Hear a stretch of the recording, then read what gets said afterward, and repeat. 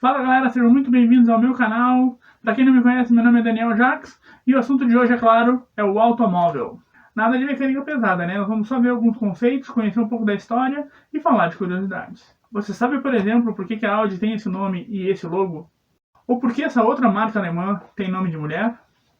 E esse senhor, você sabe quem é? Pois vai saber agora. Roda a vinheta.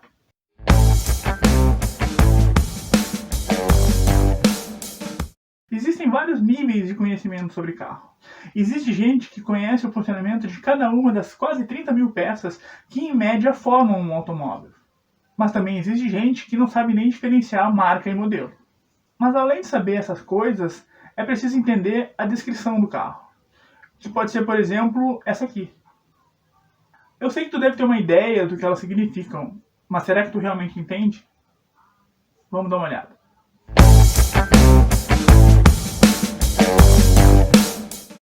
O primeiro número define em litros a capacidade que, somados, os cilindros do motor são capazes de aspirar.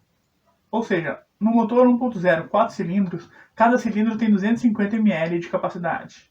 No motor 1.0 3 cilindros, cada cilindro tem 333 ml de capacidade. E no motor, por exemplo, 2.0 4 cilindros, cada cilindro tem 500 ml de capacidade. E no nosso exemplo, motor 1.6 4 cilindros, cada cilindro tem 400 ml de capacidade. E a capacidade de cada cilindro determina a quantidade de ar e combustível que vão entrar nele a cada rotação, a cada explosão, a cada giro do motor. E aí, é claro, quanto maior o cilindro, maior a explosão, maior a força, maior a potência. Atualmente no Brasil, há uma certa tendência de migrar dos motores de 4 cilindros para os de 3 cilindros. Sabe por que isso? Se a gente comparar, por exemplo, dois motores 1.0, um de 4 cilindros e um de 3 cilindros, o de 3 cilindros tem melhor desempenho. E com um cilindro a menos, o motor pesa menos, ocupa menos espaço, gera menos calor e tem menos perda de energia. E isso tudo torna ele mais eficiente. Ok, entendemos sobre os cilindros, mas por que em linha ou em V?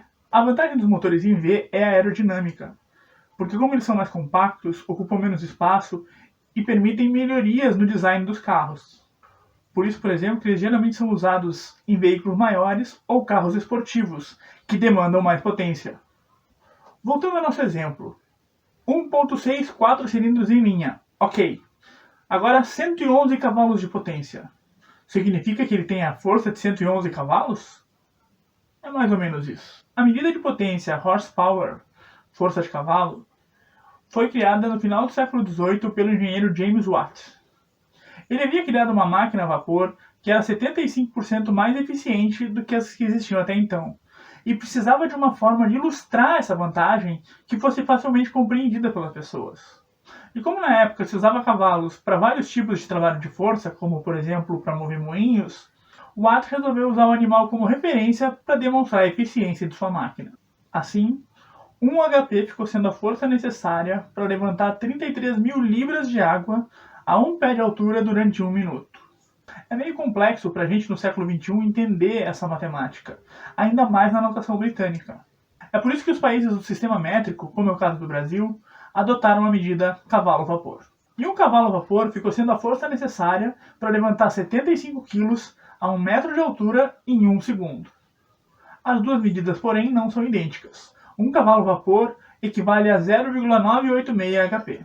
E uma curiosidade. A unidade de potência no Sistema Internacional de Medidas não é o cavalo-vapor nem o horsepower, é o watt, em homenagem exatamente a James Watt. E na verdade, internacionalmente, a potência de um automóvel também é medida em watts, e 1 cavalo-vapor equivale a 735,499 watts. Ou seja, o nosso carro de 111 cavalos tem 81,64 kW de potência. 1.6 4 cilindros em linha, 111 cavalos de potência, ok. 15,1 kgfm de torque. Oi? O torque é a força do motor.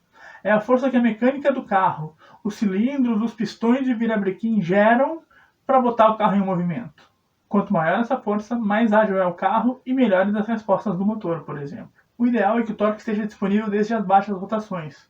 E é por isso que ele se torna ainda mais importante em condições fora de estrada, onde é preciso ainda mais força para manter o veículo em movimento e ultrapassar obstáculos. O torque pode ser medido em quilograma-força-metro ou newton-metro. E essa é uma das vantagens dos carros elétricos, já que neles o torque está disponível quase instantaneamente.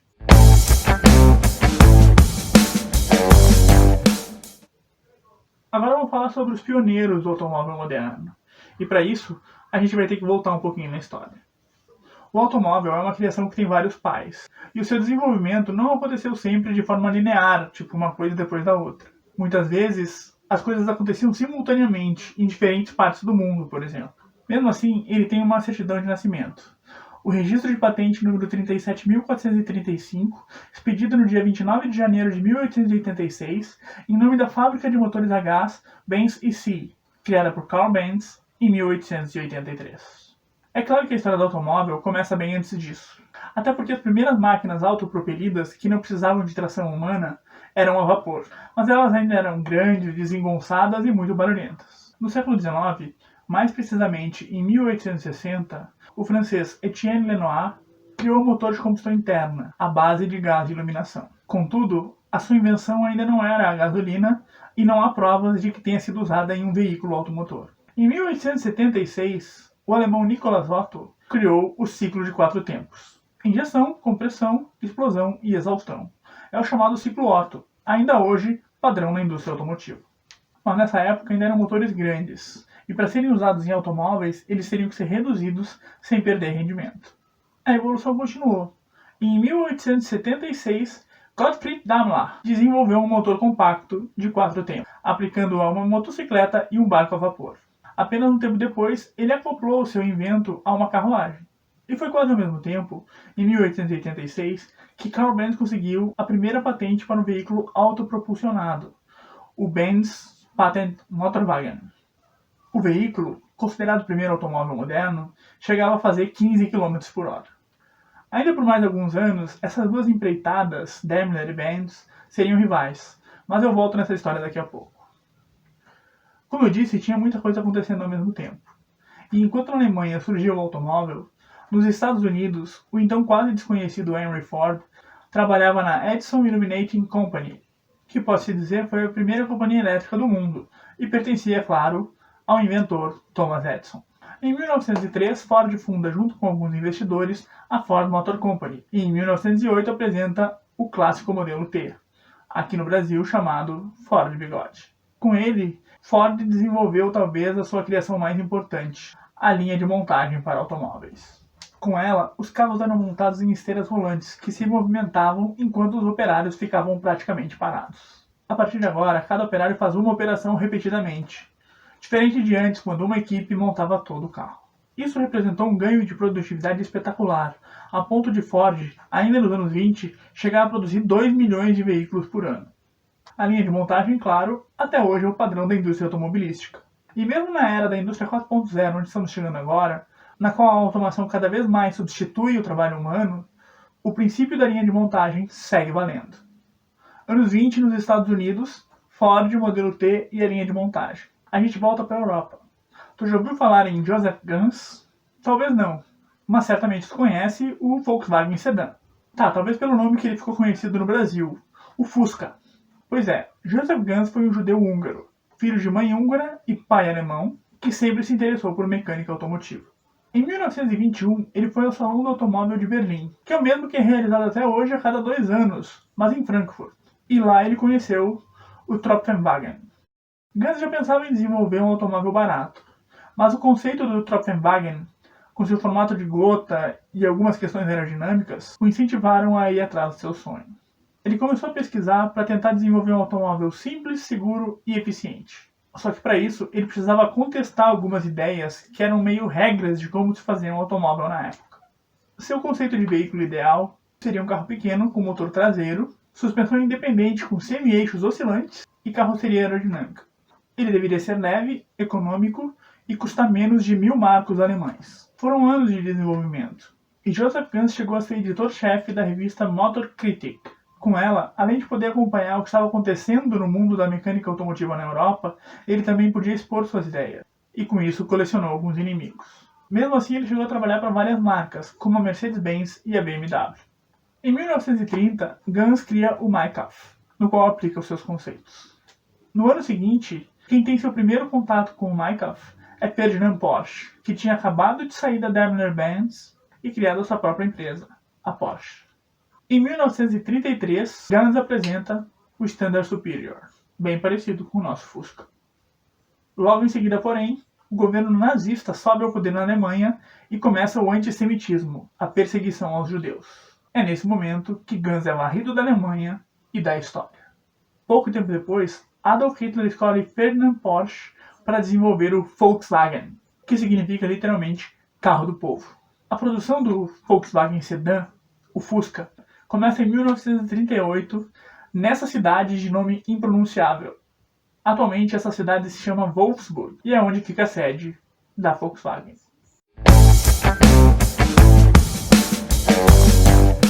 Vamos falar então sobre a origem de algumas marcas e seus logotipos. E já que a gente está falando da Alemanha, vamos focar em marcas alemãs. Primeiro a Volkswagen, que, como a história que eu acabei de contar, tem a sua origem no Fusca, o carro do povo alemão. O seu logotipo, que evoluiu ao longo do tempo, tem basicamente um V e um W, de Volkswagen. Agora, por que o símbolo da Audi são os 4 anéis? A história da Audi começa em 1899, quando August Horch funda a Horch. Numa coisa parecida com o que aconteceu com Steve Jobs quase 80 anos depois, Horch é demitido da própria empresa e cria a Audi. O nome da nova marca, porém, é uma tradução do seu próprio sobrenome, Horch, para o latim. Em 1926, a DKV compra a Audi. E em 1932 se funde com a Horch e com a Wanderer, criando a Auto Union, que a partir daí começa a usar a marca dos 4 anéis dos seus carros de competição, pois as fabricantes continuavam usando cada uma a sua marca. Mais tarde, os 4 anéis, que fazem referência às 4 marcas originais, Audi, Horch, DKV e Wanderer, se tornariam o padrão para o grupo inteiro. Uma das dúvidas mais comuns do mundo automotivo é por que a marca da estrela de 3 pontas e os seus carros se chamam Mercedes-Benz. Eu já falei um pouco sobre Karl Benz, que patenteou o primeiro automóvel, e sobre Gottfried Daimler, que criou o primeiro motor compacto de 4 tempos. Daimler morreria em 1900, pois em 1890 criou, junto com William Maybach, a Daimler. E no mesmo ano, Maybach aceitou uma proposta de Emil Jelinek. A partir de então, a Daimler passaria a homenagear a filha de Jelinek, dando seu nome, Mercedes, aos seus próprios carros. E o nome foi finalmente alterado para Mercedes-Benz quando da fusão das duas empresas, Daimler e Benz, em 1926. A sigla BMW, ou BMW, significa Fábrica de Motores da Baviera. E o seu logotipo, ao contrário do que se acredita, não é uma hélice de um avião, mas apenas traz as cores azul e branco, símbolos da Baviera. E só para destacar uma não alemã, tu sabe por que a Ferrari é representada pelo cavalinho rampante? Essa foi uma homenagem de Enzo Ferrari, então ainda piloto da Alfa Romeo, ao piloto de avião e herói italiano Francesco Baracca, que tinha o cavalinho como símbolo. A cor amarela faz referência à sua terra natal, Modena. No topo, uma faixa em verde, branco e vermelho faz uma alusão à bandeira italiana, e as letras SF são Scuderia Ferrari.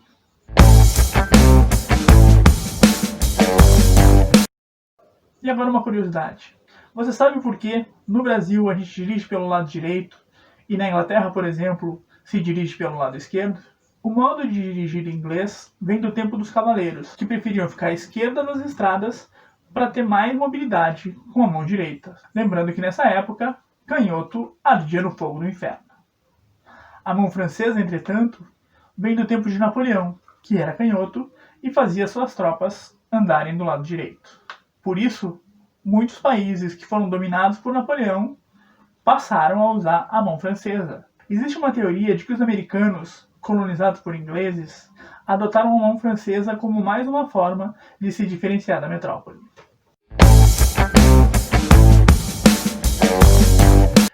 E uma última curiosidade. Você sabe quem trouxe o primeiro carro para o Brasil? Alberto Santos Dumont, que ainda não era o pai da aviação, e trouxe o carro para o seu irmão, Henrique Santos Dumont, que foi quem o dirigiu. Era um Peugeot Type 3 de 1891, tinha 3,5 cavalos, motor de 2 cilindros em V e atingia 18 km por hora. Foi o segundo modelo criado por Armand Peugeot e utilizava motor Daimler. É isso aí, galera. Espero que tenham gostado desse resumão sobre o automóvel. É claro que tem muito mais coisa para falar, mas num programa só seria impossível, né? Ficou com alguma dúvida? Conhece alguma história diferente? Comenta aí. Se tiver mais coisa que tu queira saber, pode perguntar, o espaço está aberto. E eu vou pedir mais uma vez para que curtam, compartilhem, se inscrevam no canal, porque isso além de me incentivar a continuar produzindo, faz com que o canal tenha relevância no YouTube, mais pessoas vejam, mais pessoas curtam e o canal cresça. Combinado? Então por hoje é isso e até a próxima semana.